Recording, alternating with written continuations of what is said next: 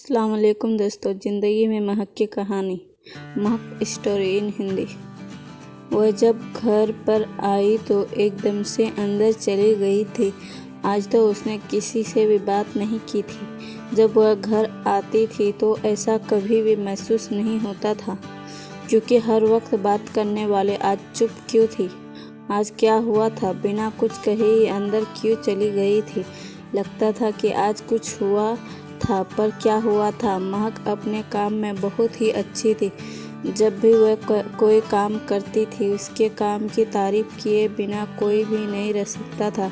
वह घर के काम में बहुत अच्छी थी।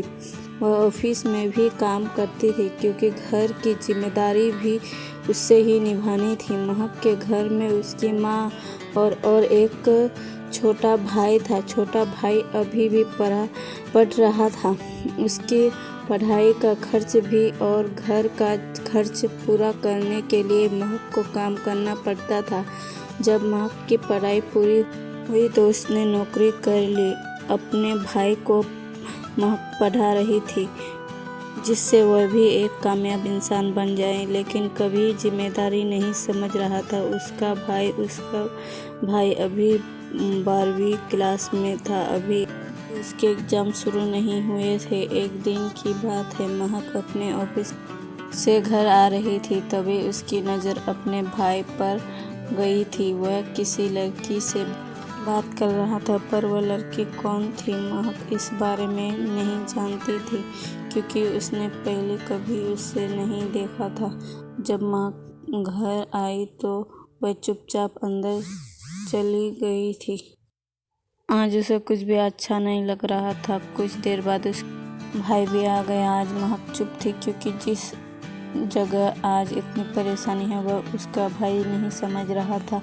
जब माँ ने पूछा कि क्या बात है, महक ने कहा कि आज उसका भाई किसी लड़की के साथ था।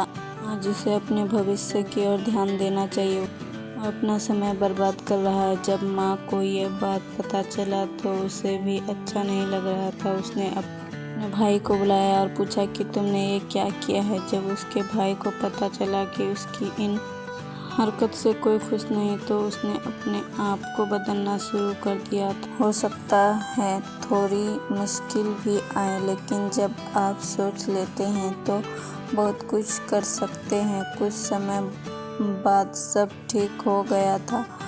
अगर हम अपनी गलती को समय से पहले ही सुधार सकते हैं तो यह बहुत अच्छा होता है।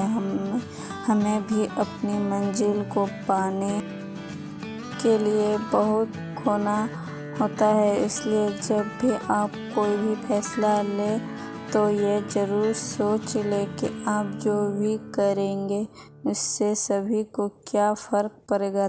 तभी आप आगे बढ़ पाओगे। खुदा हाफिज़।